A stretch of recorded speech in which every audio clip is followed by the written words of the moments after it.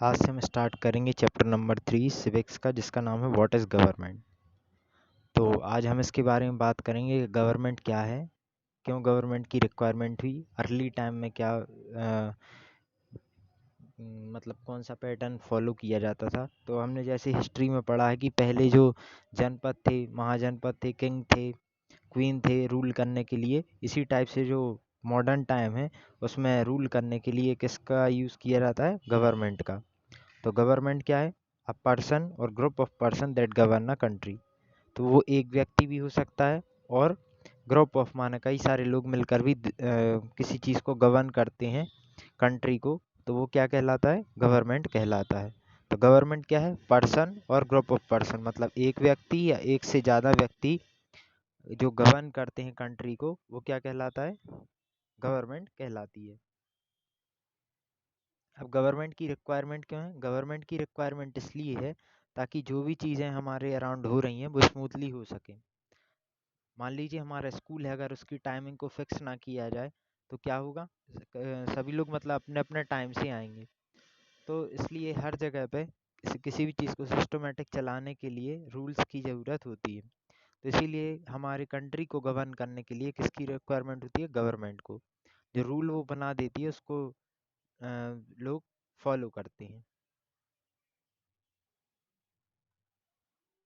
अब role of government अगर हम देखें तो मेन रूल क्या है गवर्नमेंट के, तो फॉलोइंग फंक्शन को कैरी करती है, रूल्स को बनाना और रूल्स को इम्प्लीमेंट कराना।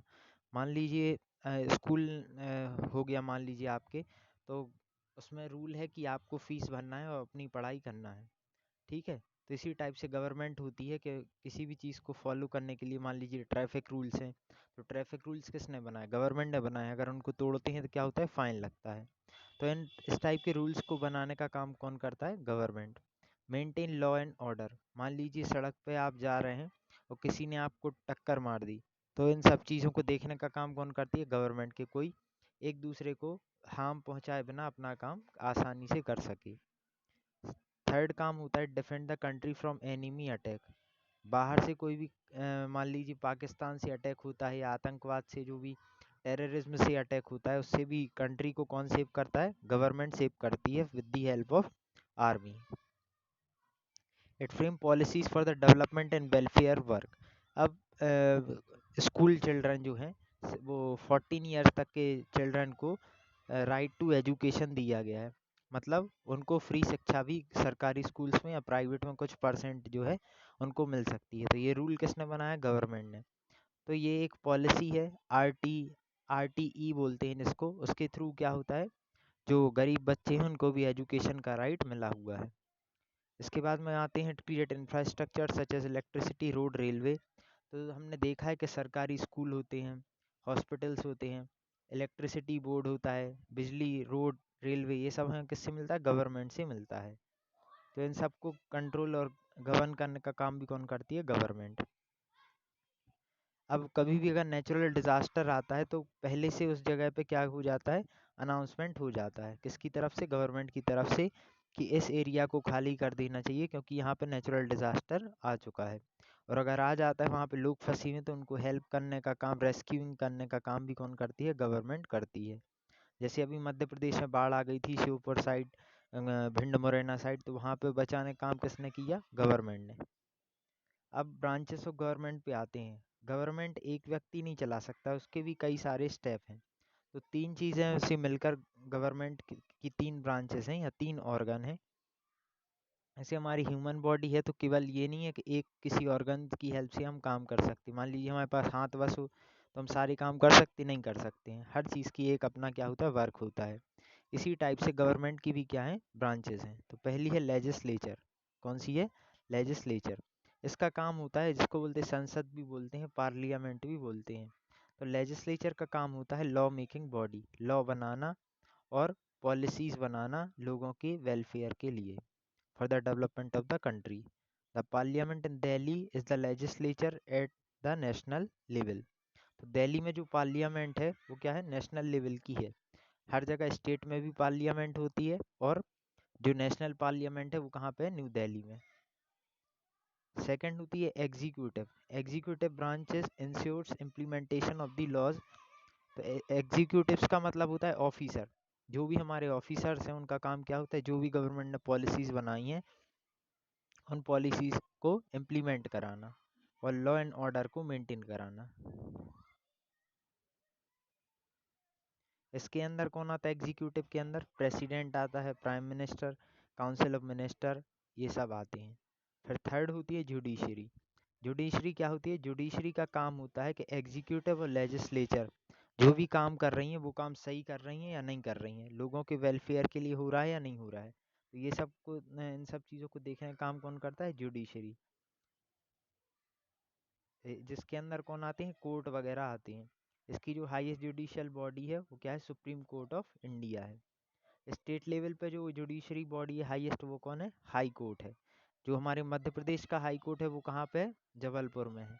Eight present there are 25 high court. आज प्रेजेंट में कितने हाई कोर्ट हो गए हैं, 25 हाई कोर्ट हो गए हैं। तो लेजिस्लेचर का काम क्या होता है, लॉ को बनाना। एग्जीक्यूटिव का काम होता है लॉ को इम्प्लीमेंट कराना। और जुडिशरी का काम होता है चेक करना, लेजिस्लेटिव एग्जीक्यूटिव के काम को चेक करना और सेटल करना डिस्प्यूट्स। अगर लोगों के बीच में कोई भी लड़ाई झगड़ा हो जाता है तो उसको हैंडल कौन करता है, कोर्ट करता है। तो ये 3 लेवल हो गए गवर्नमेंट के, इनमें इनमें हमने देखा कि कौन क्या काम करता है। फिर आते लेवल ऑफ गवर्नमेंट। तो लेवल ऑफ इंडिया जो है वास्ट कंट्री है, इसमें इसके अकॉर्डिंग जो है 29 स्टेट और 7 यूनियन टेरिटरी है। लेकिन एट प्रेजेंट 28 स्टेट और 8 यूनियन टेरिटरी हैं। ठीक है, तो इसमें देखें हम तो इंडिया वास्ट कंट्री है, 29 स्टेट और 7 यूनियन टेरिटरी से मिलके बना है। तो दो टाइप की गवर्नमेंट हमारे यहाँ पे होती हैं। एक यूनियन गवर्नमेंट जिसको सेंट्रल गवर्नमेंट बोलते हैं, जो पूरी कंट्री को हेड करती है। और दूसरी होती है लोकल गवर्नमेंट या स्टेट गवर्नमेंट। मतलब स्टेट लेवल पे जो गवर्नमेंट होती है उसको क्या बोलते हैं, स्टेट गवर्नमेंट। फिर इसके बाद आती है लोकल गवर्नमेंट। मान लीजिए हमारे डिस्ट्रिक्ट है, वहाँ पे कलेक्टर होते हैं। तो ये जो गवर्नमेंट है वो कौन सी कहलाती है, लोकल गवर्नमेंट, जो डिस्ट्रिक्ट पे काम करती है। और इससे नीचे भी क्या होते हैं, विलेजेस में सरपंच वगैरह होते हैं। अब गवर्नमेंट टाइप ऑफ गवर्नमेंट पे आते हैं। तो टाइप ऑफ गवर्नमेंट का मतलब होता है किस टाइप की गवर्नमेंट वहाँ पे फॉलो की जा रही है। तो जो अर्ली टाइम जो था वहाँ पे मोनार्की गवर्नमेंट होती थी। मोनार्की का मतलब होता है जहाँ पे सिंगल पर्सन का रूल हो, मतलब किंग या क्वीन वहाँ पे होते थे और उन्हीं के सन डॉटर जो है आगे चल के किंग वगैरह बन सकते थे। जो गवर्नमेंट कहाँ पे चलती है, सऊदी अरेबिया में चलती है, मोनार्की गवर्नमेंट है। वहाँ पे किंग होते हैं, ठीक है, उसका ही रूल चलता है। उसकी अगर उसकी डेथ हो गई है फादर की, तो उसका जो सन होगा वो आगे जाके किंग बनेगा। हमारे यहाँ पे जो गवर्नमेंट है वो कैसी है, डेमोक्रेटिक गवर्नमेंट है। डेमोक्रेटिक गवर्नमेंट का मतलब होता है लोगों का शासन, रूल ऑफ द पीपल। तो रूल ऑफ द पीपल है हमारे यहाँ पे, जिसको जो हमारे रिप्रेजेंटेटिव है वो कैसे आते हैं, इलेक्शन के थ्रू चुनकर आते हैं। जिसमें यूनिवर्सल एडल्ट फ्रेंचाइज का यूज़ होता है। यूनिवर्सल एडल्ट फ्रेंचाइज का मतलब होता है every citizen has right to vote. तो हर 5 साल में हमारे यहाँ पे क्या होते हैं, इलेक्शन। इलेक्शन कब होते हैं, हर 5 साल में। यूनिवर्सल एडल्ट फ्रेंचाइज का मतलब क्या हो, तो हर एक एडल्ट को अपने यहाँ पे वोट डालने का राइट है, चाहे वो गरीब हो अमीर हो। 18 ईयर्स की एबव एज के जितने भी पर्सन हैं उन सभी को क्या है, वोट डालने का राइट है।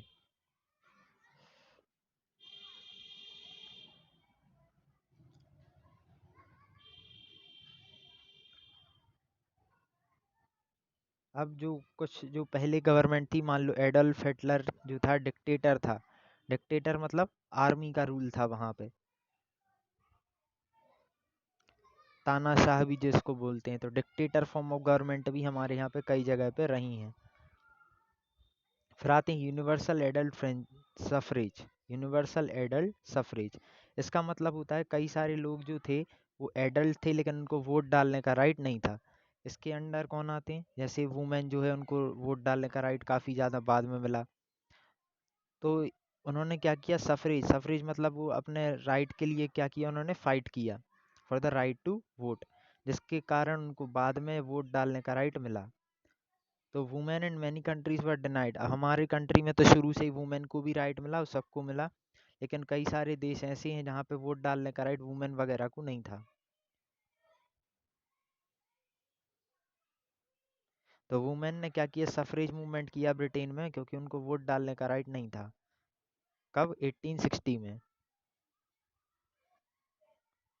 इस मूवमेंट के लिए एमिलाइन पेन पेनक्रस्ट जो थी, एमिलाइन पेनक्रस्ट, उन्होंने प्रोमिनेंट फिगर थी इस मूवमेंट के लिए। फिर यूनाइटेड स्टेट अमेरिका है, वहाँ भी वुमेन को राइट नहीं था, तो 1920 में वहाँ भी फाइट की उन्होंने, और 1928 में यूनाइटेड किंगडम में ऐसी फाइट चलती रही। किसके लिए?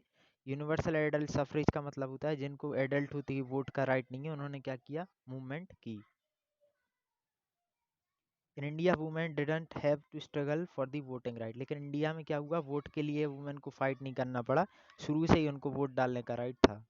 फ्राटे anti apartheid movement, anti apartheid movement का मतलब है जो लोग ब्लैक थे दूसरे अफ्रीकन कंट्रीज में, उनको क्या होता था, वोट डालने का राइट नहीं मिलता था। तो जो ब्लैक पीपल थे उनको वोट डालने का नहीं मिलता था राइट, इसलिए उन्होंने एंटी अपार्थेड मूवमेंट चलाई। अपार्थेड कहाँ पे? अफ्रीकन लोगों को बोलते हैं। आगे चल के उनको भी क्या हुआ, वोट डालने का राइट मिला। African National Congress was establish in order to fight this discrimination. Nelson Mandela के प्रेसिडेंटशिप में क्या हुआ, वहाँ पे अफ्रीकन नेशनल कांग्रेस की गवर्नमेंट बनी, और तब से वहाँ पे सभी को वोट डालने का राइट मिला, जिसके लिए उन्होंने लंबी फाइट की, और 27 ईयर जेल में भी रहे वो, और आगे चल के 1994 में वहाँ के प्रेसिडेंट बने। कौन? Nelson Mandela. तो फर्स्ट ब्लैक पर्सन थे वहाँ के जो वहाँ के प्रेसिडेंट बने। Thank you.